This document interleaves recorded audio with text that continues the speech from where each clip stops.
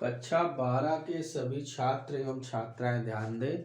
आज आपको इस वीडियो में प्रश्न नंबर 14 का हल बताया जाएगा और यदि इसमें समय होगा तो आपको 15वें प्रश्न के भी बारे में बताया जाएगा। तो सबसे पहले हम क्यों 14वें की बात कर रहे हैं, यह प्रश्न अत्यंत महत्वपूर्ण है और यह प्रश्न दो भागों में बटा हुआ है। तो आपको यह समझना आवश्यक है कि इस प्रकार के प्रश्न को हम हल कैसे करेंगे। तो बहुत आसान है, आपको इस वीडियो में इस प्रश्न का विधिवत हल आपको दिया जा रहा है, इसलिए आप इस वीडियो को पूरा अंत तक ध्यान पूर्वक देखें। केवल स्क्रीनशॉट लेकर काम पूरा करने पर ही ध्यान ना दें और यदि संभव है, समय है आपके पास, तो उसको देखें, समझें, तब हल करें। लेकिन आप लोग इसको बहुत ही शॉर्टकट में इसका कार्य करते हैं, वो आपके लिए ही समझने के प्रति असुविधा आपको उत्पन्न करेगा। तो कृपया ध्यान रखें कि हमें पूरी भाषा ध्यान पूर्वक सुननी है और समझनी है। तो ध्यान दीजिए, हम इसमें इस प्रकार से पढ़ रहे हैं कि प्रश्न नंबर जो 14 का ए नंबर है वो कहता है किसी वेधशाला। वेधशाला का मतलब आप समझते हैं, जहाँ साइंस यानी विज्ञान से जुड़े उपकरणों की एक तरह से लाइब्रेरी हो, यानी वहाँ पर साइंस से जुड़े हुए इंस्ट्रूमेंट्स हों। ऐसे स्थान को हम वेधशाला के नाम से बुला सकते हैं या कह सकते हैं। तो किसी वेधशाला की विशाल दूरबीन के अभिदृश्यक की जो फोकस दूरी है वो 14 मीटर है। यानी प्रश्न नंबर 14 का जो ए है उसमें अभिदृश्यक की फोकस दूरी भी 14 मीटर है, कोई दिक्कत नहीं। बाद में कहता है यदि 1 सेंटीमीटर फोकस दूरी की नेत्रिका प्रयुक्त करें, Fe बराबर, अब ये 1 ही सेंटीमीटर है तो या तो इसको मीटर में बदलवाओ और या इसको सेंटीमीटर में, तो 14 मीटर में क्या हो जाएगा, 1400 सेंटीमीटर। हमने उसी को सेंटीमीटर में बदलवा लिया। फिर क्या बोलता है, हमसे ये कहता है तो दूरदर्शी की क्या ज्ञात करो।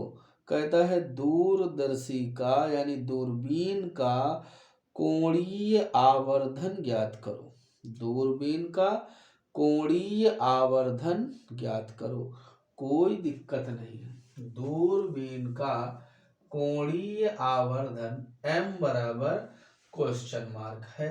तो हमें इसमें समझने में कोई असुविधा नहीं है, हम लोग जानते हैं क्या, चूंकि कोणीय आवर्धन m बराबर -FO/FE। अब आप कहोगे सर कोई शर्त नहीं है, तो हम आपसे फिर से कह दें कि इसमें शर्त की कोई आवश्यकता ही नहीं है, जैसा भी आपको दे दे। बस ये ध्यान रखो, जब कोई शर्त ना हो तो सामान्य समायोजन बनेगा और दूरबीन यानी दूरदर्शी के लिए आवर्धन क्षमता सामान्य समायोजन की अनंतता वाली होती है। तो m बराबर -FO/FE।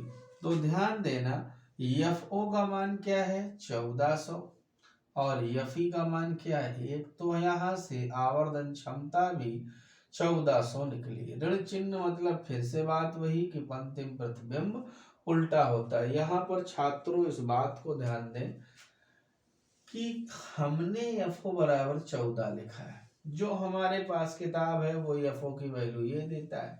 कुछ किताबों में हमने देखा है कि FO का मान 15 दिया हुआ है। तो भैया अगर 15 दिया हो तो संख्या बदल जाएगी, उसी आधार पर मान बदल जाएगा। तो इसमें हमें बहुत ज्यादा चिंतित होने की आवश्यकता नहीं है। फिर आप इसके बी नंबर क्वेश्चन को देखें, ये तो ए नंबर था, पूरा हो गया। बाद में इसका बी नंबर प्रश्न इस प्रकार से है कि यदि इस दूरबीन का उपयोग चंद्रमा को देखने में किया जाए, यानी जो ये दूरबीन है इसकी सहायता से किसको देखा जाए, चंद्रमा को देखा जाए। तो ध्यान दें, मान लिया कि यहाँ पर कोई दूरदर्शी का क्या लगा है, अभिदृश्यक लेंस, ऐसे इसकी सहायता से देखा जा रहा है चंद्रमा को, ऐसे। तो अब यह ध्यान दीजिए, यहाँ पर तो इस चंद्रमा को देख रहा है, किसको देख रहा है, मान लेते हैं इसकी सहायता से इसे देखा जा रहा है, और यहाँ पर इसका बनेगा प्रतिबिंब, ऐसे। तो ध्यान इस तरह से दीजिए, मान लीजिए कि ये हमारे लिए एक तरह से ये दूरबीन है, इसको थोड़ी देर के लिए दूरबीन का अभिदृश्यक, दूरबीन का अभिदृश्यक ही मान ले, ऐसा। तो कोण तो ये दोनों आपस में कैसे होंगे, बराबर, क्योंकि ये कैसे कोण है, शीर्षाभिमुख कोण है। यहाँ पर हमको ये देता है कि चंद्रमा को, चंद्रमा का जो व्यास है, क्या है ये, चंद्रमा का व्यास, ये हमको प्रश्न में देता है, चंद्रमा का व्यास। तो वो हम अभी रख लेंगे जितना भी होगा, और ये होगा यहाँ से चंद्रमा के प्रतिबिंब का व्यास, चंद्रमा के प्रतिबिंब का व्यास, प्रतिबिंब का व्यास। अब आप कहोगे सर ये दूरी क्या है, ये जो दूरी है वो तो है एक तरह से आपके चंद्रमा के कक्षा की त्रिज्या, चंद्रमा के कक्षा की त्रिज्या, जो भी आपको अभी प्रश्न में देगी, और ये होगा इसके फोकस दूरी का मान, यानी जो अनंत में रखी वस्तुएं होती हैं उसके प्रतिबिंब कहाँ पर बनते हैं, उसके प्रतिबिंब उस अभिदृश्यक लेंस के फोकस पर बनते हैं, और ये दोनों कोण भी कैसे होंगे, समान होंगे। इस प्रकार से है, वो प्रतिबिंब का व्यास है और ये चंद्रमा का व्यास है। आपको सब कुछ दिया हुआ है इस प्रश्न में। कहता है यदि इस दूरबीन का उपयोग चंद्रमा का अवलोकन करने में किया जाए तो अभिदृश्यक लेंस द्वारा निर्मित चंद्रमा के प्रतिबिंब का व्यास क्या है। अभिदृश्यक लेंस द्वारा निर्मित चंद्रमा के प्रतिबिंब का व्यास, यही आपसे पूछा जा रहा है, यानी क्वेश्चन मार्क। कोई बात नहीं, चंद्रमा का व्यास यहाँ पर कितना है, जो चंद्रमा का व्यास है वो है आपके लिए 3.48 गुणित 10⁻⁶, 3.48 गुणित 10⁻⁶ मीटर, यानी चंद्रमा का जो व्यास है वो 3.48 गुणित 10⁻⁶। चंद्रमा की कक्षा की जो त्रिज्या है वो है 3.8 गुणित 10⁸, यानी यहाँ से 3.8 गुणित 10⁸ मीटर। अब फिर इसके बाद ध्यान दीजिए, हम यहाँ से ज्ञात क्या करने वाले हैं, चंद्रमा के प्रतिबिंब का व्यास। तो ध्यान दीजिए, हम आपको बता दें इस प्रश्न में भी इसी एफओ का यूज किया जाएगा। तो अब आपको हम बता दें, यदि हम एफओ बराबर 14 रखते हैं, कितना रखते हैं, एफओ बराबर 14 रखेंगे तो फिर हमारा आंसर मिलने में परेशानी आ रही है। तो इसलिए हम यहाँ पर एफओ बराबर 15 मीटर ही ले लेते हैं। कितना ले लेते हैं, 15 मीटर ही। आप चाहें तो इस प्रश्न को भी, यानी जहाँ ये है, यानी यहाँ पर भी अथवा लगा के आप ऐसे भी लगा लें, अथवा एफओ बराबर अगर कहीं 15 मीटर हो अथवा एफओ इक्वल टू क्या हो 15 मीटर हो, तब एम बराबर क्या होगा, माइनस एफओ अपान एफई से आप देख सकते हो ऋण 1500/1, यानी इसका जवाब ऋण 1500 भी हो सकता है। अब बात यही है बेटा, जो किताबें हैं वो सब अलग अलग अपना अपना काम चलाती हैं, तो कहीं कहीं किताबों में 14 है और कहीं कहीं 15 है, तो हमने 15 से ही लगवा दिया, क्योंकि जवाब जो उत्तर का है वो 15 से ही आ रहा है, तो इसीलिए हमने यहाँ भी 15 रख दिया। चलिए वहां भी 15 रख दिया। अब अगर हम आपसे कहें कि इसको हम ए मान लें, इसको ए मान लेते, इसको बी मान लें और इसको ए डैश मान लें और इसको बी डैश अगर मान लें, तो आप चित्र को देखने से ये पाएंगे, क्या पाएंगे, चित्रानुसार आप ध्यान दें तो त्रिभुज सी ए बी तथा त्रिभुज सी ए डैश बी डैश कैसे त्रिभुज होंगे, समरूप त्रिभुज होंगे।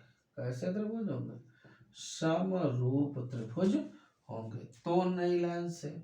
इसलिए जब ये समरूप त्रिभुज होंगे तो इनकी भुजाओं का अनुपात भी समान होगा, यानी सी ए अपान सी ए डैश बराबर A B upon A dash B dash. यानी बड़ी भुजा अगर इसके आधार की है तो इसका आधार बराबर इसका लंब बटे इसका लंब। यानी समरूप त्रिभुजों में हम ज्यामिति का प्रयोग कर सकते हैं, उसका भी नाम क्या है, साधारण ज्यामिति से। कौन सी ज्यामिति से, यानी समरूपता के नियम से। तो हम यहां से जब इसका प्रयोग कर देंगे तो सी ए का मान कितना है, 3.8 गुणते 10 की घात 8 बटे सी ए डैश कितना है, यानी 15 मीटर, कितने मीटर, बराबर ए बी कितना है, 3.48 गुणते 10 की घात 6, ए डैश बी डैश ही तो पता करना है तो इधर ले आओ।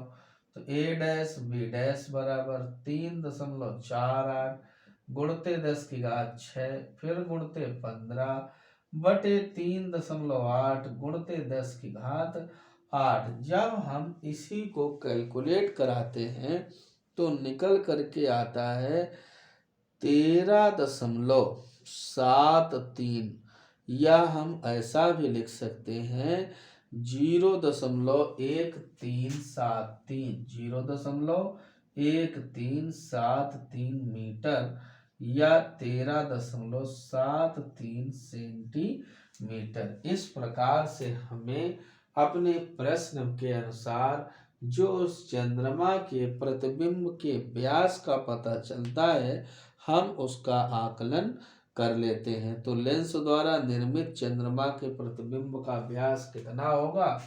13.73 सेंटीमीटर। वैसे तो ये प्रश्न कोई कठिन नहीं है, लेकिन इसके पूछने का जो तौर तरीका है, यदि वो हम इस चित्र को समझ लेंगे तो हमें आसान हो जाएगा, अन्यथा हम इस प्रश्न को हल करने में बहुत असमर्थता व्यक्त करेंगे। इसलिए आपको इसे समझना अत्यंत आवश्यक है और क्वेश्चन भी महत्वपूर्ण है। तो अब हम इसके बाद अगले क्वेश्चन का हल या आगे आने वाले प्रश्नों के हल हम अपने अगले वीडियो में देखेंगे। तब तक आप लोग इन्हीं प्रश्नों को विधिवत तैयार करें।